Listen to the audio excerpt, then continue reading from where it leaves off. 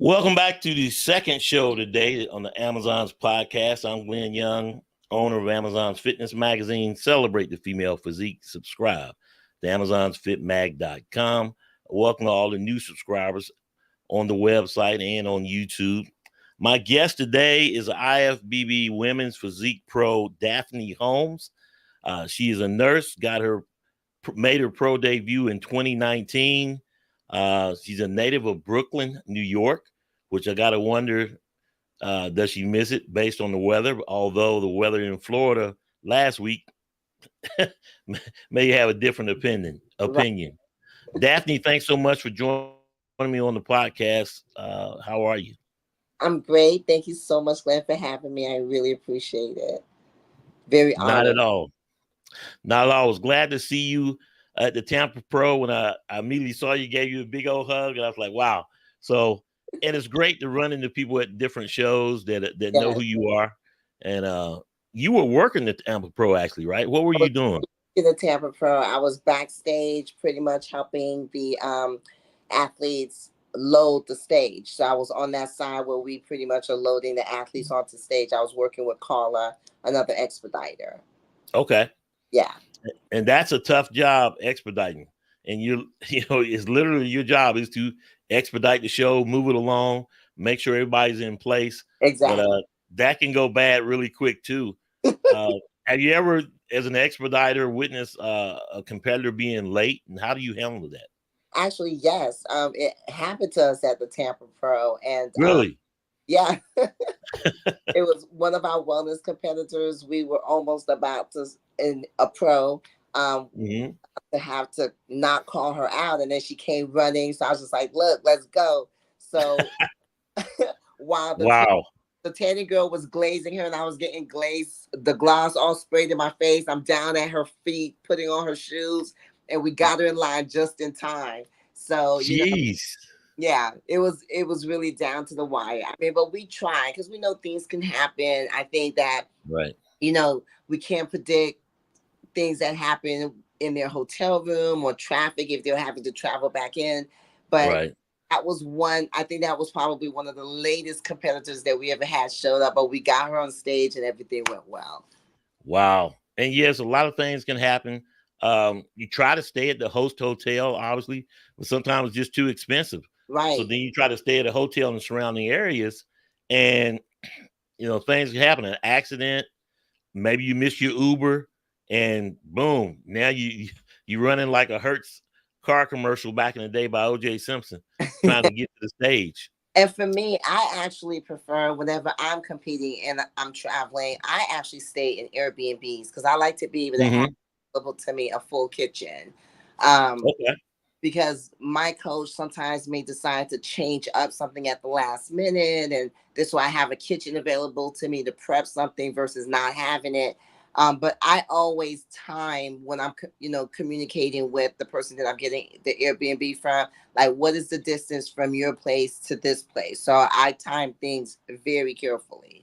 That's um a great point, yeah.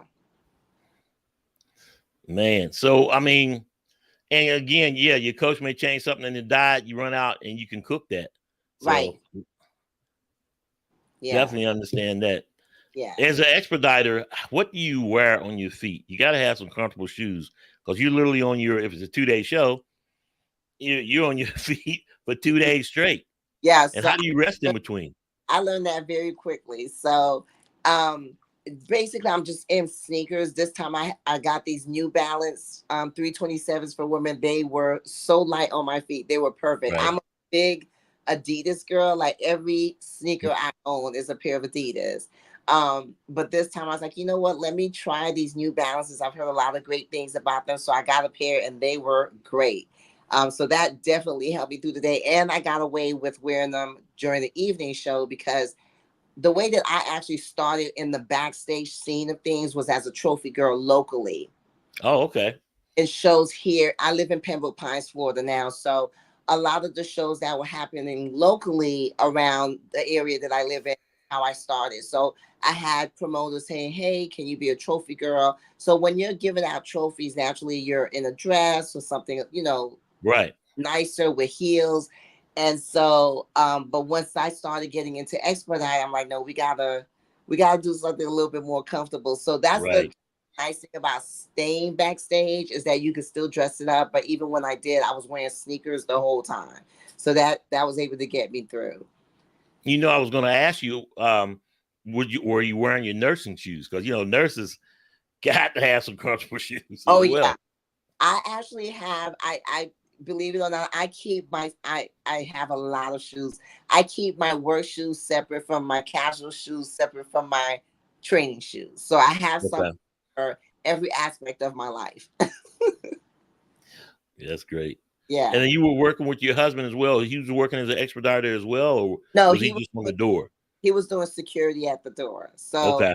Keith and I actually we joined Mr. Gardner's team last year. Um, Oh, okay. yeah. So as I shared, we started with working and networking with the promoters locally, doing trophies, and then eventually Rich Alvarez took me under his wing and started to, show me how to expedite. And I actually expedited one of his shows that he does here locally. I think it's called the First Call Outs, and that was the first time I ever expedited for him. And then after that, we started work. We joined Mr. Gardner's team last year, so I Okay. do pretty much whatever they need me. I could expedite. Sometimes I do trophies. I've done the backstage running. So in whatever capacity they need me is where I pretty much serve. And then my Hmm. husband does security. Very prestigious show as well. You know, I mean, does it right. I was blessed this year to be able to make it to Tampa, the Tampa Pro, because it's been on my list for a long time. Good. I'm glad you made it. Yeah, last year we were able to work with him. We did Tampa, so we didn't work that one, but we did Chicago and San Antonio. And then Okay. and this year we had just came back. I think it was what now 2 weeks or 3 weeks prior to Tampa. We had worked the Chicago Pro and then Tampa, and then the next one may be for us the Hurricane Pro, which is later on in the year. So take me through it as an expediter. You had the pre meetings. What is your day like? What start to end? Um, are you there from check in on Fridays all the way through? Take me through your whole battle rhythm and how So you yeah. guys work it. So with most of Mr. Gardner shows, he has a masters category. So his masters show starts on a Thursday evening. So we are Okay. actually either we for Tampa we drove in since we live in the state of Florida. Chicago we flew in. Right. Chicago was a fiasco because of the whole airline situation. If you remember, everyone's flight was delayed. So Yeah. unfortunately, we ended up missing our Thursday, but we were there Friday. But pretty much we arrive at a certain time. We help set up pretty much whatever it needs to be on stage. Sometimes, we may help with the trophies, the medals, the bags, like all of the, things that we give away. Everybody has a role, but we pretty much all work together. So we start off with the check-ins, the height and weights. We make sure everybody has a number. Everyone's accounted for. We'll have a small team meeting. That's pretty much where our assignments are given to us as to what we're going to be doing during the time of the show. And then we just go right into work. And that's pretty much how it goes. And so we could report except for the Thursday when it's a masters, but starting the Friday mornings, we're reporting pretty much by 7 a.m. Hmm. And then we stay there until the end of the show. And then, as you saw in Tampa, it was a Friday and Saturday show. So then Yeah. Saturday we reported again at 7. We had the NPC athletes meeting because it was a pro-am show. And then we went right into NPC, and then following that we went into the pros, and then following that the finals. So we pretty much, are there the whole time everything's going on. That's something. I mean, and me as a fan wouldn't know because all I do is show up at the door, hoping I get my VIP tickets and get to the door and say, let's go. But it's so much going on behind the stage or behind the scenes. What's it like? Does that give you an advantage you feel because you being a competitor and then working it from behind the scenes, behind the stage as an expediter, you see everything that goes on. Is that an advantage for you as a competitor?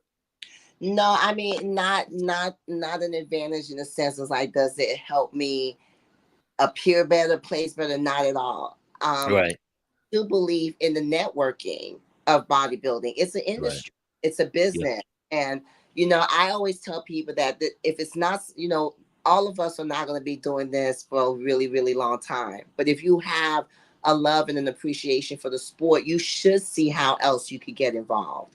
And so that was what I wanted to do. And a lot of these people I had personal relationships with. Um, Hmm. so we were already either friends or acquaintances, and I just wanted to see how I could help. So it doesn't give me the advantage in that sense, but I do, and I can appreciate the advantage of networking with people. Right, It does give me a greater appreciation that when I do show up as an athlete, I am not in the mindset of being bratty or feeling like privileged or complaining, hmm, because it really is a lot of work that goes into putting on a phenomenal show. And no one show and no one team and no one promoter is perfect. There's going to be some hiccups every now and again in anything that you promote or do. But hmm. for me, it was really just an opportunity to help my colleagues, because again, these were people who I either shared personal relationships with or I was acquaintances with. They reached out to me saying, "Hey, I could use your help back here. Do you think you'd Right. be interested?" And I show up for them. So that's pretty much what was my, incentive, was just really networking and showing up for people. And the fact that people could reach out to you says too, I think, it's a trusting relationship. They see something in you to where you can manage yourself well enough to be back there helping. And so Right. that was, a compliment to me when I was being asked and I wanted to show up. And you can definitely serve as a source of support for the athlete, because those horses are ready to run. You can calm them down. No, so many nerves and stresses that are going on. Right. And especially when you're an athlete, you could relate, and, Yes. and help them in that way. I absolutely agree. And then you form some, really solid meetings with people that you admire from afar, and you finally have a chance to meet them backstage and you talk to them. So it's a nice opportunity to really like see the other side of what the industry has to offer. Do you see yourself as a promoter one day? I would love to. Actually, what my first goal would be is, once I retire from competing, is to be a judge. I would love to be Okay. I was going to ask that too. Yeah. I would absolutely. So let's talk a little bit about nursing. Yes. Um, my nursing background is zero, but my family, I'm in a family of nurses, married to a nurse, and everything we were talking about earlier. And so critical. And I can tell you, I've been sick and I've had to do surgeries, having be performed on me. And that's definitely a face of comfort that you reach for. And Yeah, that whole bedside manner that you guys know that you got to have. So, but nurses are huge, selfless service, and definitely one of those professions that need a lot more love and support as well. I appreciate that.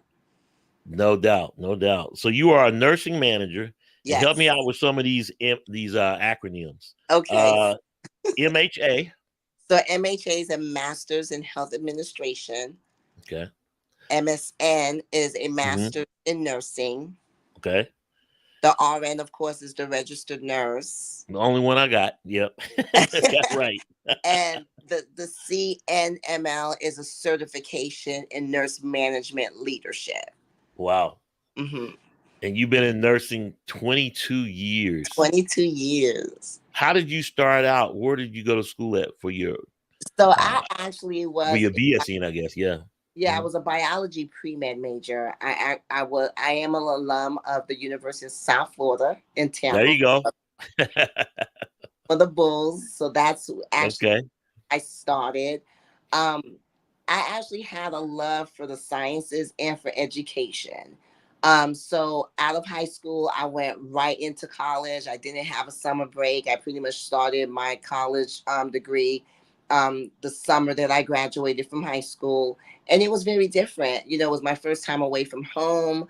The classes were much harder than what I was taking in high school. So I did struggle a bit in the sciences, specifically the chemistries, I should say, because that Right. was a strong suit. And I kind of found myself in a crossroad. I was just like, okay, I've gotten this far in my bachelor's in science. What am I going to do now? Because at the time, my grades were not competitive enough to apply to medical school. And I didn't want to waste my time even trying to sit for the MCAT, which is the entrance exam for medical schools, Right. knowing I would probably not be competitive enough. So I had to figure out, like, what else can I do? Now, I was raised by a mother who is a nurse. And so all my life, I Okay. exposed to her career.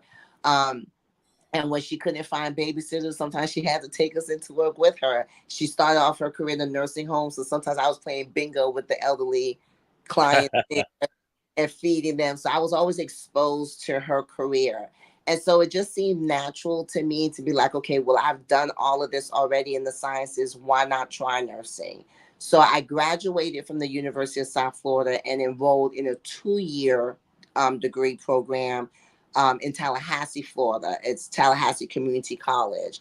And I earned my Okay. degree in nursing. I started my career in Tallahassee, and then it really moved quickly because immediately going into it, I was given a lot of responsibility that were pretty much leadership roles. And it's not anything that I was looking for. It's just people trusted me with the responsibility. And then that's how I actually got into nursing leadership.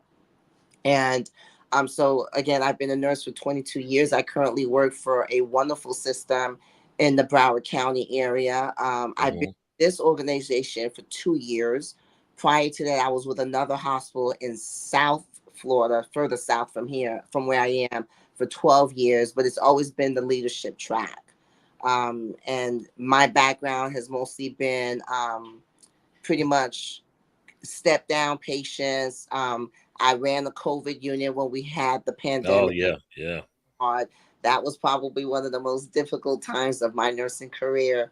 Um, and now I'm managing a 36 bed unit. It's a surgical telemetry unit. So I have patients who come from surgery that recover on our units. I get a couple of people from the ED too, but I manage, as I mentioned, 36 beds. I have over 80 employees that report up to me, and I love what I do.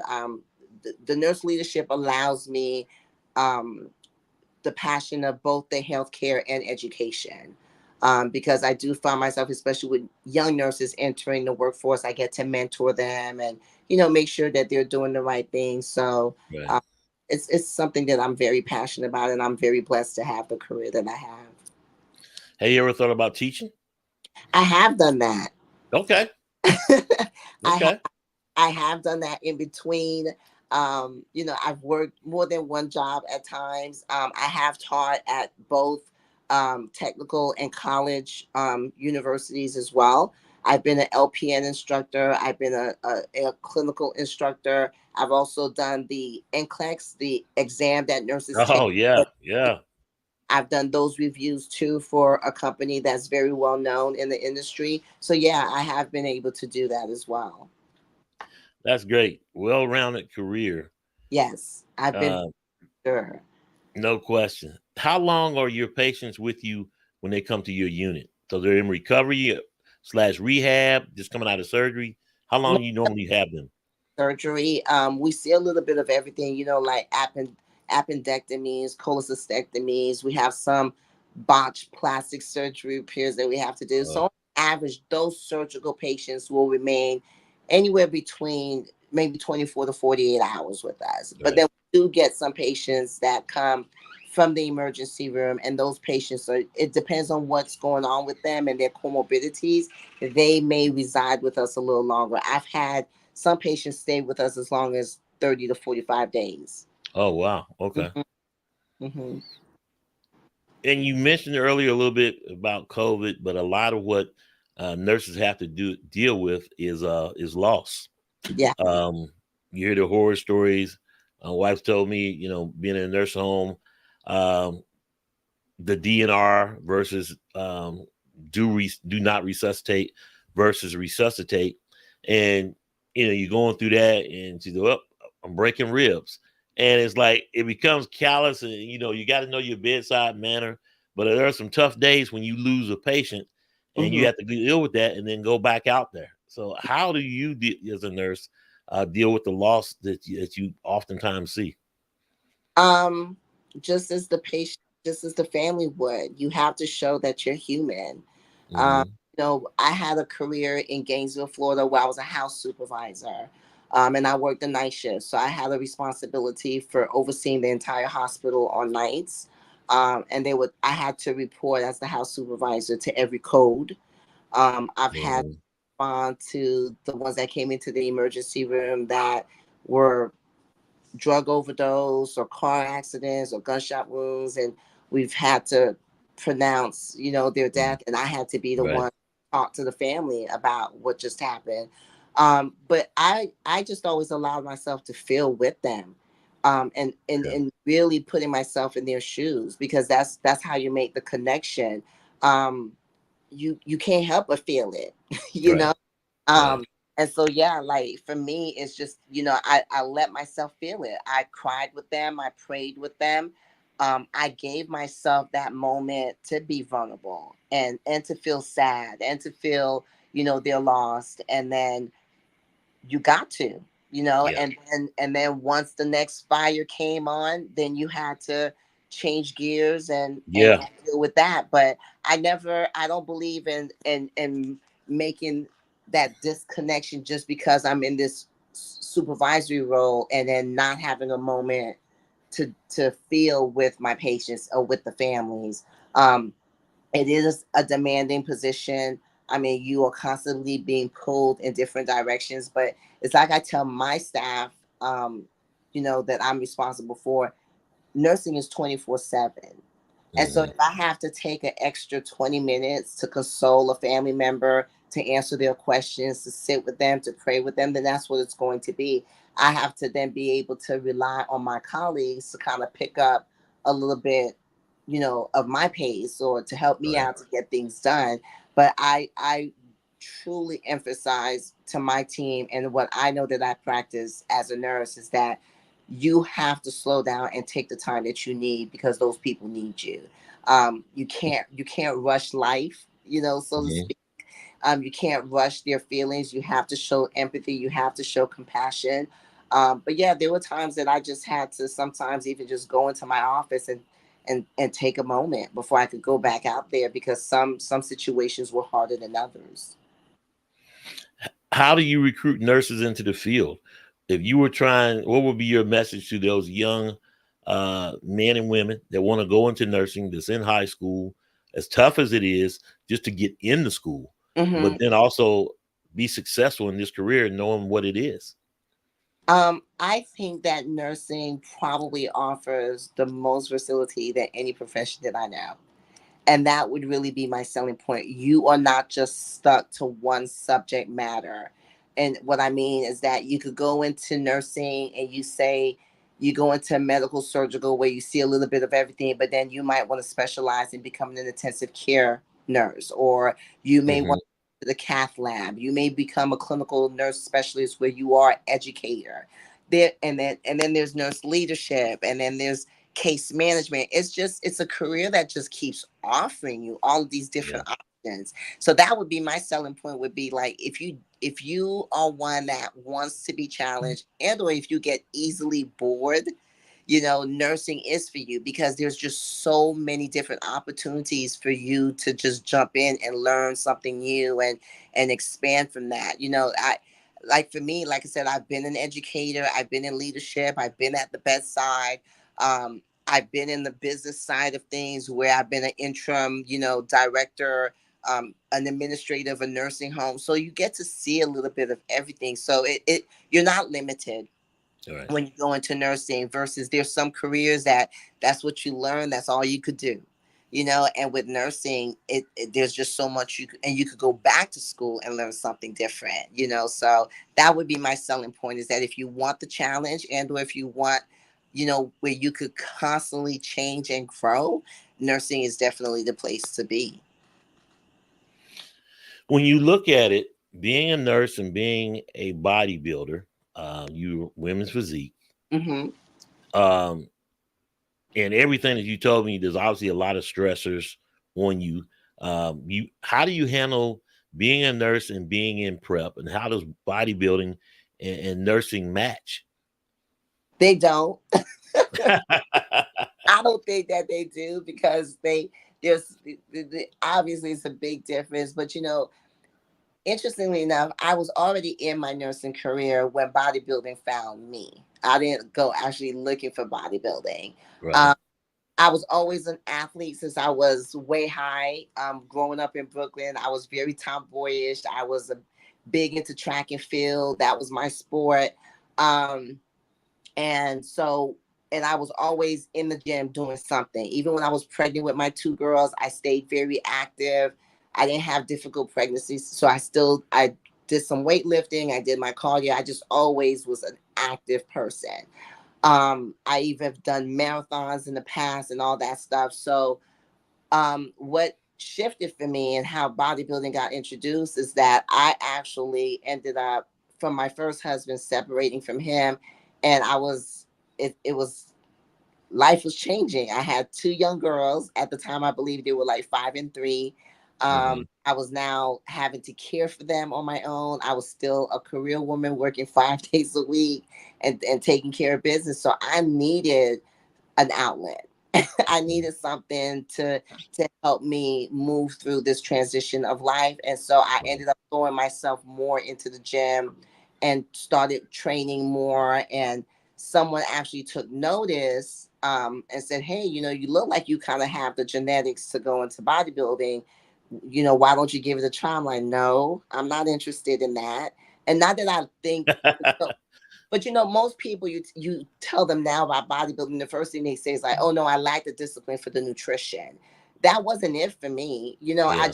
I didn't know enough about it to even say that I had an interest in it. I just knew that I loved to train, and what it was offering me was a balance in my life, and so that's what I was seeking. And then I figured, you know what, like once I got a hold of this transition in my life, I was able to juggle home, juggle work, and my kids were healthy and happy. I'm like, yeah, why Hmm. don't I do something for myself? So that's what bodybuilding became for me. It became something that I could afford to give myself in the midst of this change that I was going through. And I just kind of fell in love with it. So it never became for me that I couldn't manage what I was called to do when it Hmm. became, when it came to like training and eating right and my peak weeks or whatever. It fell into line because I needed that outlet. I needed something to give that energy to. And so it worked out. Of course, being a nurse, the haphazard is because we are on our feet all day, and or sometimes Hmm. I may be at a desk all day because of management. There was always that thing with, water to my legs and swelling, whatever. But Yes. Hmm. I had a coach, and I've had coaches that have always been able to understand that happens. When it was peak week, I would take the whole week off from work. And so it was Oh, just, okay. yeah, it was just I was literally, gonna ask. Yeah. yeah, eating my meals, doing some light training, and back in bed with my legs up. So it just always worked out. Now you always been women's physique. How did you come into to which division you selected? So it was between women's physique and figure when I started. But Okay. immediately my first coach, his name is Marty Feldman. You know Jeannie Feldman, right? Yes. Yep. Yes. Yeah. So Jeannie's husband was my first coach. Wow. We're all from the same area. So immediately he was kind of like, you're in between figure and women's physique. He says, but your arms would definitely push you out of figure. He says, but why don't we do both? And I said, I'm Right. doing both. I said, I'm not going to learn to walk in heels on stage. Yeah. Yeah. I said, we need to pick one or the other. And so Yeah. he agreed. And he's like, well, given your biceps and your arms, let's just do women's physique. And that's what we went for. And I did Southern States in 2018. I placed second in my class, which nationally qualified me. We didn't do nationals that year. I had taken a little bit of time off because, again, I was very, very new to the sport, very new to the industry, and I was not sure if it was something that I wanted to keep doing. So I took Hmm. some time off. Just wanted to kind of reset my mind and reset myself. And then I ended up doing coming back a couple months later, 2019. At the time, though, I was then with a different coach, Kevin Wilson, who's out of Mhm. Atlanta, and he got me ready for the Anna Level show, which was a warm up. And then we Uh-huh. ended up doing Team Universe in 2019 in July, and then I got my pro card then. And then from there, I did my pro debut, Hurricane Pro, in 2019. And we just Mhm. kind of kept growing because the feedback was is that I needed to add more size. Conditioning was never a problem. Right. And so we slowly working. We showed up at Tampa. I did Optimum Classic during the time COVID was just kind of like leaving us a little bit, but we were still wearing masks and you Right. couldn't have an audience. So, but we just kept doing that. But as I was growing, genetically, my issue is that most of the feedback for me was I need to add more size to my back, which was working well. But as I was growing up there, I was also growing in my bottom half. So I had I had then someone point out, like, you're not really built like most physique athletes. Like your upper body and your arms are incredible, but you're a little bit more curvy than most physique women physique athletes. And so we did a short stint in wellness. Um, Really? Okay. yeah, yeah. I actually showed up Tampa 2022. I did wellness and I did the wellness category that year in Tampa because I had Uh-huh. competed every year since I went pro. In 2022, I did wellness. It was a good showing, but I really miss being a physique competitor because um, it's my first passion, and the way that I train, I like to train hard, both upper Right. and body, and then just being able to focus on just my lower half and not being able to touch my upper body because my arms grew so quickly. Right. I just was then like, okay, what am I going to do? So the coach that I'm with now, we actually just started off as friends, and we were working out in the same gym, and he's like, it's obvious where your love is, so why don't you just go back to it? So I came back to it last year. We had a really good showing in Tampa. I played fifth in Masters, 40 and over, eighth in the Open. And the feedback again was still good, but again, just still the need to add more size. So I decided to take this season off to improve on those Hmm. areas. So no shows this year, except to just, continue to work on those improvements. But yeah, I've always been women's physique with that short stint in wellness, which was fun because it Yeah. definitely added just to giving my legs a wow factor, and I Right. don't have any regrets. But women's physique is definitely my first love. I got you. Being a nurse, being in prep, a lot of stressors. How do you manage your cortisol levels? Being in prep, being a nurse, while you get ready for your show. So, I a lot of it. I do a lot of talking to my coach. It's really a great thing for me to have someone locally now because like he's able to see that right away. So he has his own tools to. Sometimes we may have to cut back on the cardio a little bit, especially fasting. He may say, this week I just want you resting. Don't worry about getting up too early. Right. Let's do that. Of course, there's the supplements that you could take over the counter that helps with your cortisol level. Hmm. Um, and again, like I think I've just mastered it more because, especially in nursing leadership, you kind of anticipate, some things. And I've been doing it for so long that not too much really stresses me. Right. It's really just a matter of planning ahead and staying on top of things. I'm very meticulous, almost to the point of like OCD and how I manage things and make sure that I stay on top of everything. But yeah, I mean, that's pretty much it. It's just really the communication with my coach, him having a good eye, pulling back sometimes on the fasting cardio so my body's able to, rest and reset itself. And then, Right. we have our over the counter supplements that help control cortisol levels that most of us are familiar with to get things done. But again, it's always a matter too, for me, that's worked is taking that entire peak week off, so I'm not dealing with anything but some light training, eating and sleeping, and that always has really helped. All right. All right. So here's a nursing question. As it Okay. alludes, as it alludes to medications, and me having a lot of broken bones, steel plate in my left leg, a Mm, fused spine. So I'm on Malaxicam, which is anti-inflammatory. okay.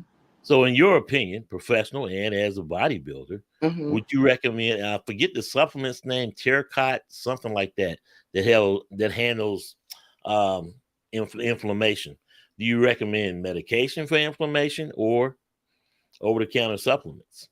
As over long term, obviously Malaxicam and other prescriptions could harm your internal organs.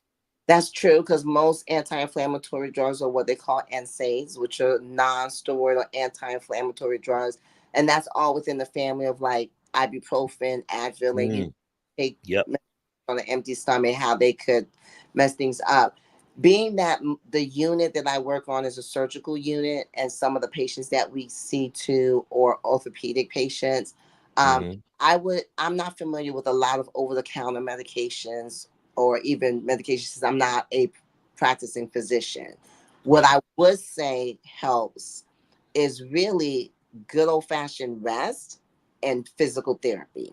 Like if I had Mm, to tell anybody that wanted to probably stay away and take the least amount of medications that they possibly could, it right. really is incorporating into your lifestyle some type of active movement and rest. That really makes a difference in whether with joint inflammation you'll find Right. that. And like even and the people of certain age or depending how extreme the joint inflammation is, we one thing that comes highly recommended too, believe it or not, some people don't think about it, is water therapy, like actually getting in the water and doing Hydrotherapy. Yeah. it. Okay.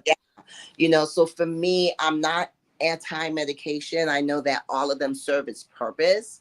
um, Hmm. and I believe both in the science of medications, but I do identify with both the risk and the benefits of medications. And one of the things that we learn as nurses is that we also have to take into consideration non-pharmacological approaches and alternatives. And so for me, when I have clients that are telling me that I have joint pain, my Hmm. question for making a recommendation for medications is asking, okay, what do you do activity wise? Okay. Like, do you get up and walk? Have you thought about some passive range of motion or active range of motion? Physical therapy. I like to look at those alternatives to deal with those type of ailments. Mm. So when the physical activity aggravates the inflammation or brings it on even worse, then what do you suggest in just the normal? Because I use ice, obviously, ice and elevation when I can, but then I got to get back out there the Hmm. next week because I film high school football. So climbing up and down stadiums and trying to get my weight down, all that stuff too as well. But Yeah. what's the good recommendation for that? As you mentioned, the good idea of even soaking in Epsom Hmm. salt baths. I do believe that works. I mean, us as a bodybuilder, we're constantly even putting that type of pressure on our bodies and Right, pound. right. And then definitely, yeah, ice and cold therapy definitely. Excuse me, ice cold or heat therapy definitely does help as well. I agree with Yeah. that. Well, I'm definitely trying to get all the free medical advice I can anytime I talk to a nurse or a doctor. So I won't. I appreciate you. But let me make sure I make the disclaimer that I am only There a you go. Make registered your nurse disclaimer. and not a medical doctor. So Understand. Understand. You think your daughters will go into nursing or will they go into bodybuilding or both? I don't think either one. Really? I will say this. I know that they both are huge fans and supporters of my career and Right. in bodybuilding and in nursing. But I think sometimes, they have been so aware of the responsibilities that I have as a leader that I don't know that my children want that. Right. Being a nurse leader is 24/7. I get calls and text messages, or, I'm dealing with staffing or whatever, all times of the day, the hour, or even on weekends. And sometimes too, when you are in a role of leading people, you're dealing with a lot of different personalities. And so Mm-hmm. they also notice, especially in the workforce that we're in now with a younger generation, it's different.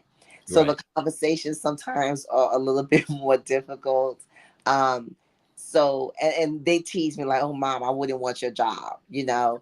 Um, Yeah. and and then as far as the bodybuilding is concerned, they're young. They definitely believe in taking care of themselves. Mm-hmm. Far as being active, I do encourage that. I tell them you don't have to be a bodybuilder, but I want them involved in some type of sport. I've had them in volleyball and soccer and track and field, and I just want Mm-hmm. them to find whatever their passion is. My thing that I preach to them is just stay active Right. Right. and make good choices. At this age, they're still kind of picky eaters, or they're junk food Yeah. eaters. I don't force my lifestyle on them because I don't want them, especially raising girls. I don't want them getting into this whole like image of themselves that I'm too small, too big, that Right. type. I don't do that. I just want them healthy. And that starts with having a good attitude, mental attitude about who they are. Mm-hmm. I just encourage just making sure like eat your breakfast, make sure you're eating lunch, make good choices. But if they tell me they want pizza, they get pizza. If they want burgers and fries, they get burgers and fries. Yeah. Um, I don't push them, but there are times I'm like, okay, well, you had this yesterday. Let's try something different today. Let's incorporate some veggies or some fruit here.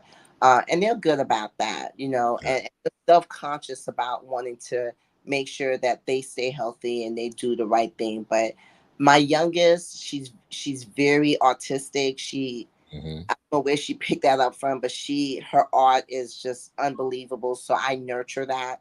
Um, and I've told her that there's colleges and high schools and magnet Yeah. programs that will continue to allow her to explore that. So that's something we keep in mind. And then my oldest, she's a great student, principal honor roll, straight A's, and she was That's way. great. And she's expressed an interest in marine biology. Um, Okay. yeah, and interestingly enough, this is a young girl who's also allergic to Wow. fish and shellfish, but this is her passion. Huh.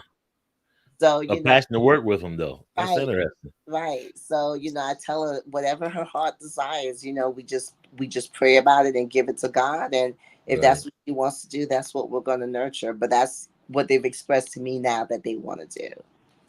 Well, they're in great hands, obviously, but they're being in the state of Florida, that's going to nurture everything that they want to do. Whether your younger daughter that wants to do art, as far Hmm. as drawing, painting, I don't know which one it is, uh, and as well as your older daughter, marine biology. Well, she's surrounded by the ocean, so that's great. Exactly. Yeah.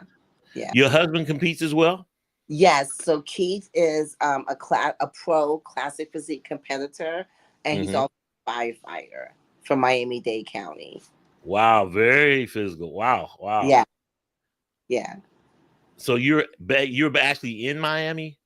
We live in Pembroke Pines, Okay, which how far is that?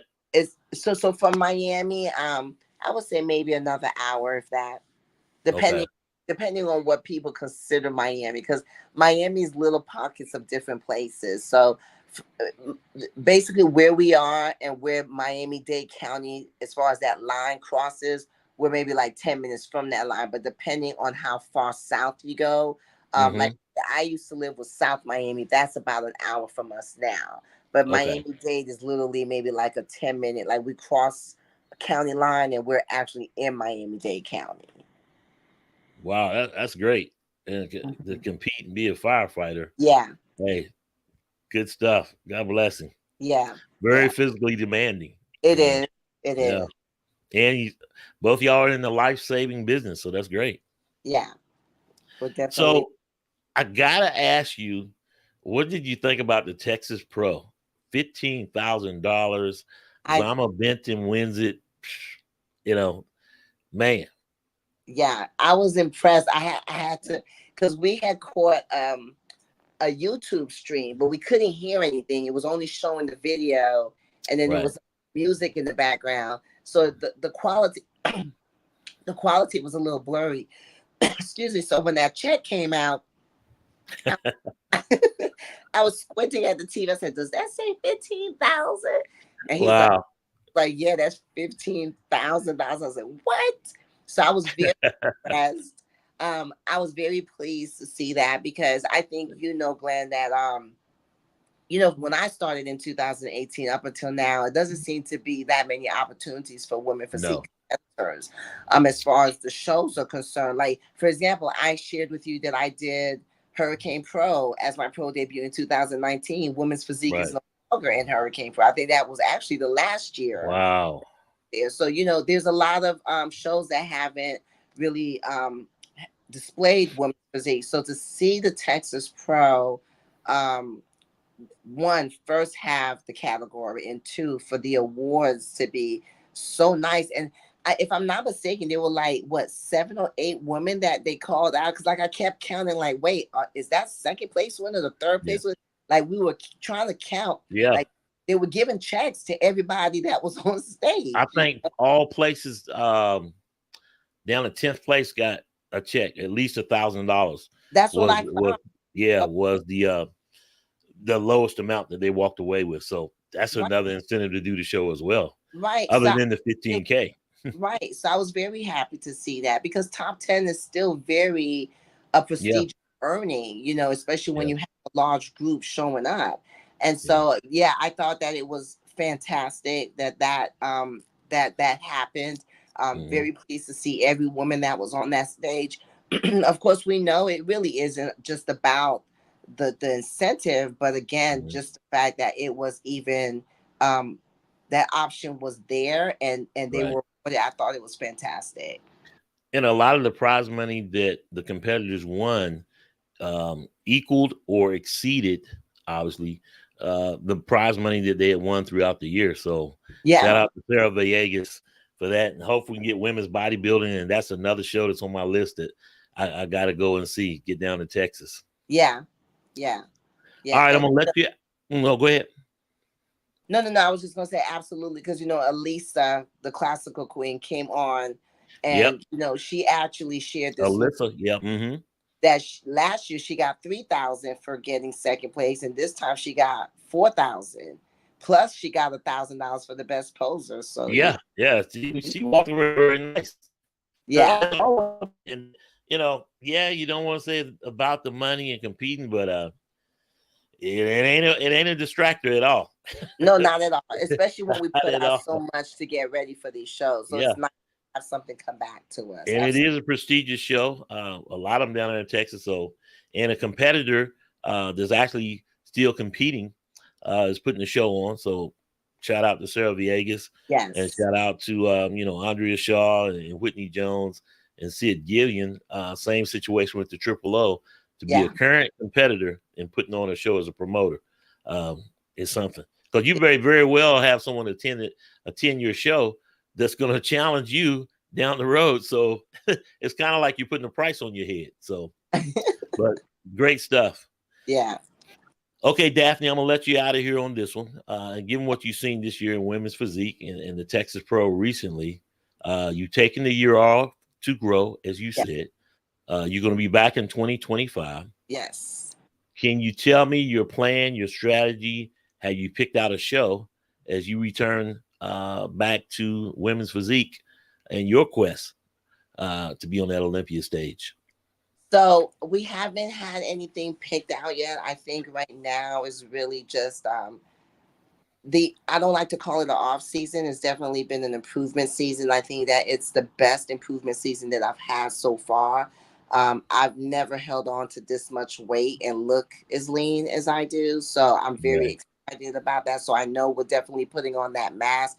I think how I would like to approach it, my coach and I haven't really talked about it much, but I think we just want to see, like, not so much pick a show, but maybe a show pick us. Like, if that makes sense. Like, I just want to just for us to just find the time to say, okay, let's just start cutting. We've done the Hmm. bulking, hard work. Let's just start cutting. Let's do a couple of trial of some peak weeks and just see how the body lands. And if it responds well, maybe just decide like, okay, let's jump into that show because your Hmm. body's responding. It looks good, and let's just do it. So I think maybe not having the stress of like picking out a show, but then just allowing the body just to kind of like do what it needs to do, and then if it responds the way that we want it to, and then just show up, if that makes sense. I think Yeah. that may be our approach this year. I mean, of course I have some shows that always I would love to be part of, like Optimum Mhm. Class I've done in the Yep. past. In Definitely love to go Shreveport. back Yep. to that. Tampa has always been a Yep. show I've done, and even Texas. You know, I Yeah. mentioned my husband yesterday. So those are some things that I have in my vision. We'll just have to see if that's where we end up being. Yep.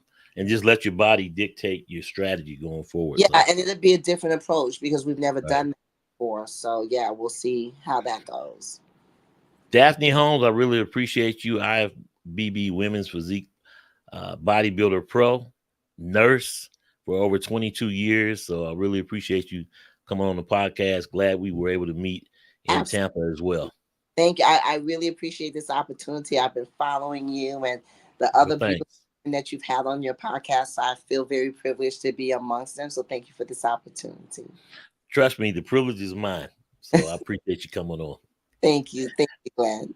All right. Take care. Enjoy the rest of your day. I will. And, You do the and same. thanks for coming on your day off as well. Oh, it's So, my yes, okay. Take appreciate care. you. You too. Bye Okay, bye. bye bye. Daphney Holmes, IFBB Women's Physique Bodybuilder Pro. Um, she talking about she been following me. I've been following her for a while, and can't wait to see her on stage. It's always great to meet the competitors in person when you see them at a show, and they really are larger than life. But they don't know that. But I don't deserve anything. I just appreciate them and enjoy doing what I'm doing. Thanks again for all the new followers and those that have subscribed to amazonsfitmag.com. Appreciate you. When you do more, I can do more. Excited about the things that are coming up with Amazon's Fitness Magazine. Major announcements coming. And I'll just leave you with this. Not everybody's going to be for you, but that doesn't mean that everybody's against you. But it does mean that everybody's watching. So give them a show. We'll see you next time.